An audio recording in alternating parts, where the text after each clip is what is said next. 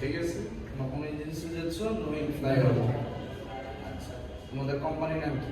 জিজ্ঞাসা করলে কি বলবো? চ্যাম্পেক।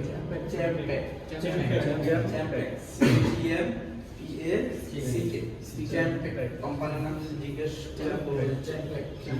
আচ্ছা, এরপর তোমাকে যদি জিজ্ঞেস করে তোমাদের হচ্ছে বর্তমান পেশা কি, প্রফেশনাল কি, তখন কি করবো?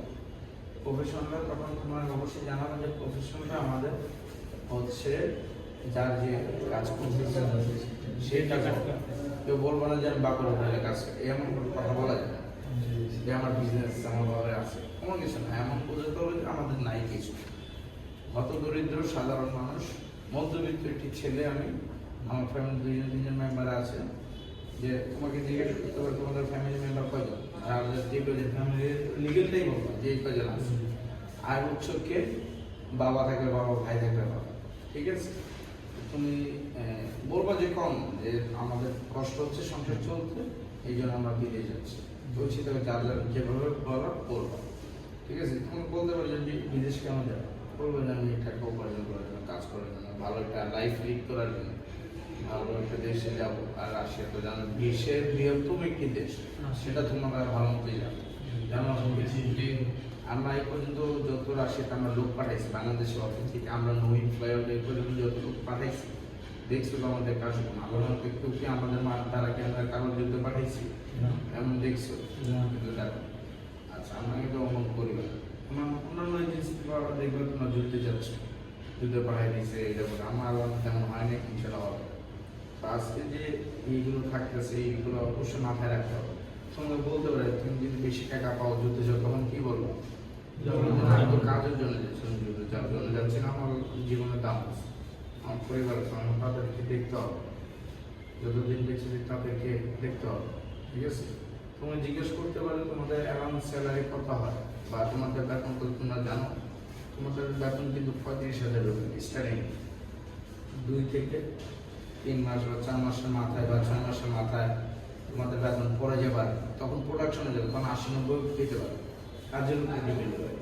তার আগে কিন্তু বলা যাবে না যে আমার বেতন চলবে না। যদি যাওয়ার ইচ্ছা থাকে এটা বলবে না, হ্যাঁ সমস্যা, ঠিক আছে? যে বেতন 35,000 উপর বা 40,000, 50-60,000 উপর যদি আরো বেশি ভালো স্টার্টিং এ যদি বলো, এটা বলবে তোমাকে জিজ্ঞেস করতে পারে এইভাবে যে তোমার স্যালারি কত হইলে তোমার পোষায়। তুমি বলবো যে আমার 40 থেকে 50,000 হলে ভালো হয়, যদি ওভারটাইম করার সুযোগ থাকে করবো। এখানে কিন্তু 16 ঘন্টা 14 ঘন্টা ডিউটি হয়। তোমাকে জিজ্ঞেস করতে পারে 16 ঘন্টা 14 ঘন্টা ডিউটি করতে পারবে কিনা, তখন তোমরা বলবো যে হ্যাঁ আমি ইনশাল্লাহ পারবো। আমি যেখানে কাজ করতেছি, কেউ বলবো কনস্ট্রাকশন যারা কাজ করতেছে, যারা হচ্ছে যারা একটু স্মার্ট, তারা বলবো যে একটু আমি হচ্ছে রেস্টুরেন্ট ক্লিনার কাজ করছি, তো একটা ফ্যাক্টরিটা করছিলাম, গার্মেন্টস সেক্টরে লেবারি করছিলাম, ঠিক আছে? কার্টন ফ্যাক্টরি করছিলাম, কনস্ট্রাকশন, যারা যেভাবে যে পেশা করছো, এমন পেশা বললো না যে যেটা একবার স্মার্ট ওভার স্মার্ট, যেটা বুঝে যে না সে না করলো চলে, তবে যে 10-12 হাজার টাকা বেতন এটা হচ্ছে না। আর্থিক অবস্থা ভালো। আমার বাবা ভাই কাজ করতো, এখন বাবা বসে গেছে, ভাই কাজ করতেছে, সংসারে অবনতি হচ্ছে বা কষ্ট হচ্ছে, এটা আমি ব্যাখ্যা দিচ্ছি। ওইখানে শর্ট টাইম বলবো, যেটা যে কোয়েশ্চেন করবে সেটা বলবো, ঠিক আছে? দরিদ্র কথা বলতে পারবা, ইনকাম সোর্সটা কিভাবে চলতেছে, তখন বলবো যে এখন আপাতত ভাইয়ের এক মাসখানেক হয়েছে কাজ, এই জন্য আমাদের জমি জমা ছিল, এগুলো জিজ্ঞেস করে টাকা কই পাচ্ছে, তখন বলবো যে জমি জমা একটু ছিল, এগুলো বিক্রি করে ফেলেছে, ঠিক আছে? ওইটার কথা জীবনে খরচ করতে যাচ্ছে, এই বিষয়ে মানুষ জিজ্ঞেস করবে, ঠিক আছে? যদিও জিজ্ঞেস করে বলবো, জিজ্ঞেস করে 3-4 লাখ টাকার মতো মেবি চাপে, আমি জানি আমার গার্ডিয়ান এটা বলবো, ঠিক আছে? আচ্ছা গিয়ে এরপর যে আরো বিষয়গুলো আছে, যেমন ওইখানে তোমাকে 6 মাস, এটা বলতে পারে যে 6 মাস তোমাদেরকে বেতন দিবে না, তখন কি করবে? 6 মাস কষ্ট হবে, তো আমরা ফ্যামিলিকে জানাই রাখতে হবে যে আমার কারো আশা বলে যেতে হবে যে আমাদেরকে একটু স্যাক্রিফাইস করে চলতে, বা আমাদের একটু হেল্প করতে, এটা জানে তারা বলতে পারে, বা তারা তোমার ফ্যামিলি টেক কেয়ার করতে পারে, এটা জানে সে বুঝতে না তোমার ফ্যামিলি বর্তমানে কেউ না কেউ টেক কেয়ার করবে, এটা মাথায় রেখে, ঠিক আছে? তোমাকে লিখতে দিতে পারে, তখন কি করবে? যারা পড়তে পারো তারা তো লিখবে, যারা পড়তে পারো না তারা বলবা, ঠিক আছে 8 পাস 5 পাস কেউ বলবা যে 8 পর্যন্ত পড়ছিলাম, এরপর পড়া না পড়াশোনা চর্চা করা নেই যেন তেমন একটা পারি, ঠিক আছে আমরা কাজ দিলে ইনশাল্লাহ কাজ পারবো, এগুলো বলবো। 5 পাস কেউ বললো না, বললে বলবো 8 পাস 6 এটা বলছিলাম।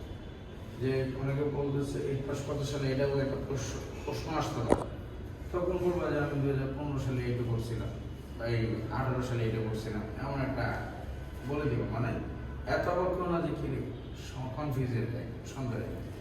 যেমন বয়স তুলনায় 8 পাস কবে হইতে পারে ওই হিসাব ধরো 5 বছর বয়সে স্কুলে ভর্তি দিলে আর তাহলে কত হয় 5 আর কত 13 বছর বয়সে 13 বছর বয়সে তুমি 8 পাস করছো, ঠিক আছে।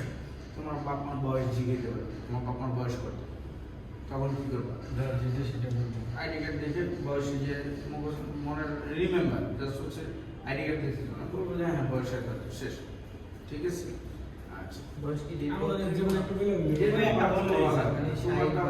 তোমার পাসপোর্ট নাম্বারটা জিজ্ঞেস দেবে, তুমি তো ইলেকট্রনিক করে রাখতে পারো, জিজ্ঞেস করে না তাও এটা একটা ইন্টারভিউ অংশ। আচ্ছা এরপর তোমাকে যদি বলে যে 2-3 বছর, এরপরে তোমাকে বলবে যে তুমি কত বছর থাকতে চাও আসে, তুমি তখন বলবো যে আমি রাশিয়া প্রায় যতদিন থাকা, যদি যেহেতু জানি যে 2-3 বছর কন্ট্রাক্ট, 3 বছর পরে যদি থাকার যদি সৌভাগ্য হয় না আমি আর থাকবো এখানে, চাচ্ছি আমি সেটেল হবো ট্রফিক, যদি অপশন থাকে সেটেল হবো, ঠিক আছে।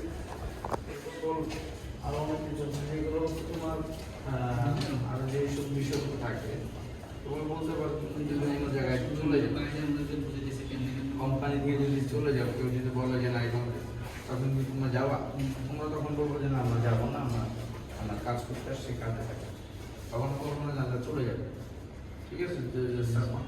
পর্যন্ত আমরা কাজ করতে থাকবো, কন্ট্রাক্ট শেষ হওয়ার পরে আমরা চেষ্টা করবো যে আপনারা আমাদেরকে আবার রাখবেন, ঠিক আছে।